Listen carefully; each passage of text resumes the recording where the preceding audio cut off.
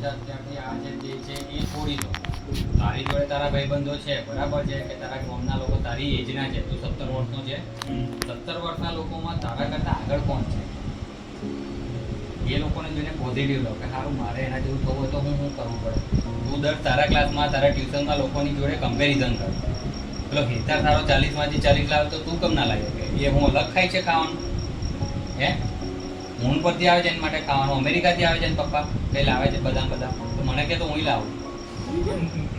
એટલે એવી કમ્પેરિઝન તમે જ્યારે એવી મારો કહેવાનો મિનિમમ છે કે તમે લોકો કમ્પેરિઝન નહીં કરો ને તો લગીન તમારું કશું થાય નહીં. કમ્પેરિઝન કોની જોડે કરાય?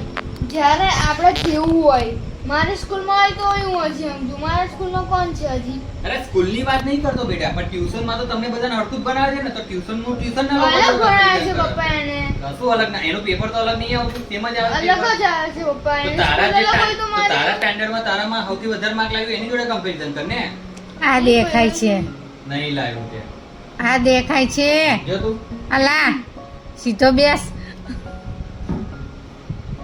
એટલે એ રીતના કમ્પેરિઝન રાખો. અત્યારે 40 વર્ષનો હું છું તો મારી ઓફિસમાં મારી એજના લોકો જે મારા કરતા આગળ છે તો એ લોકો કેમના આગળ ગયા, એમનો મારા કરતા પગાર કેમનો વધારે છે, એ લોકો એવું તો હું કર્યું કે એમનો વધારે પગારમાં, તો એ વસ્તુ હું કરું છું, હું શીખું છું. અચ્છા મારામાં આ કમી છે, આપણે લઈને હું બી શીખું એ તો આજે નહીં તો 2-3 વર્ષ પછી બી તો કદાચ મારા આગળ જવાના ચાન્સીસ છે. આવી રીતે સાંભળે નવી ટેકનોલોજી લોબાટા ત્યાં કરીને.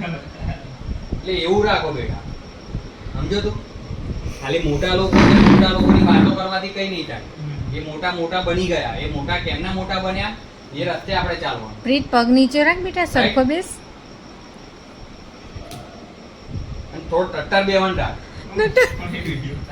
મમ્મી ભલે વિડીયો ઉતારે તું અલેડીને બેસ, અહીંયા સોફા પર અલેડીને બેસ, આવું લફડી નહીં જવાનું. તો બરાબર છે, તો દબાય. પગ ઊંચો રાખે જ ગાડલું દબાય એવું છે.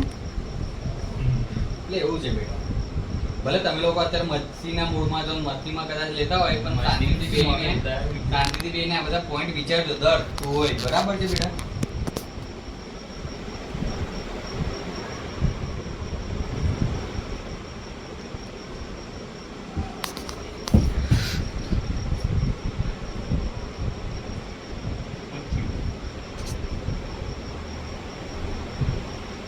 થઈ ગયું આવી ગયું લા આવી ગયું.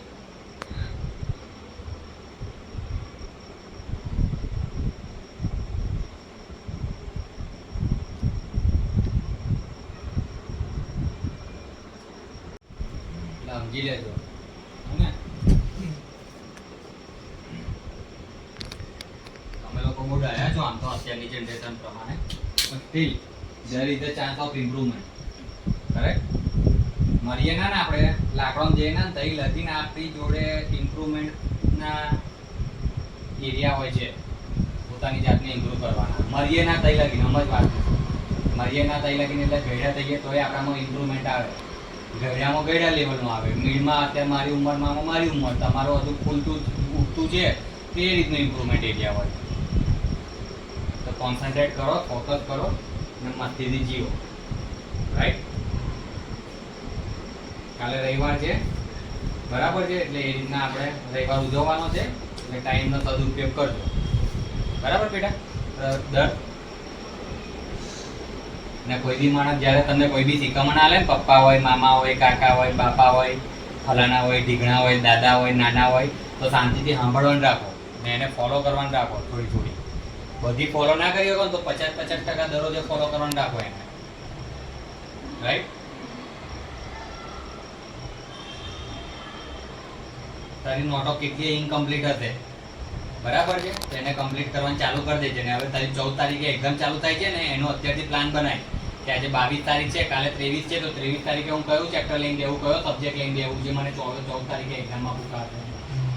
બરાબર છે? થોડા એક ચેપ્ટર 2 ક્વેશ્ચન અત્યારથી કરતો જા તો હેલું થશે ને માર્ક્સ વધારે સારા આવશે. બરાબર છે? આજની જેમ ઓછા 24 ને 28 ને એવા 29 નહીં આવે. બરાબર બેટા? કેટલામાંથી આવ્યા? 29. 40 માંથી આયા ને. રાઈટ? તારી હોય હવે એક્ઝામ આવશે ગમે ત્યારે મીડની કે ફલાની, એમના ઓક્ટોબરમાં, દિવાળી પહેલા કે નવરાત્રીમાં, તો એને અત્યારથી પ્રિપરેશન કરતો રહે છે. ના સમજ પડે પેલી મેડમને પૂછતો રહે છે. આ બધી વસ્તુ હું તમને આજે મહિના પહેલા જ ભાષણ આલતો હતો, એના 2 મહિના પહેલા આલતો, એના 6 મહિના પહેલા આલતો હતો, ને હજુય આલું છું, ને હજુય આપીશ ફ્યુચરમાં. બરાબર છે? કારણ કે મારું કામ જ આ છે. ભાષણ આપવાનું. કેમ કામ આ છે? કારણ કે તમે લોકો મારી જોડે રહો છો એટલે. બરાબર છે? હું ઓમને કે પેલી મુક્તાને તો આ ભાષણ આપવા જતો નહીં દરરોજે કે 2 મહિને 3 મહિને. કરેક્ટ? કે નહીં બાજુવાળા છોકરાને આપતો, કે નહીં હોમે પેલી છોકરીને આપતો, કે નહીં ઉપર આપવા જતો.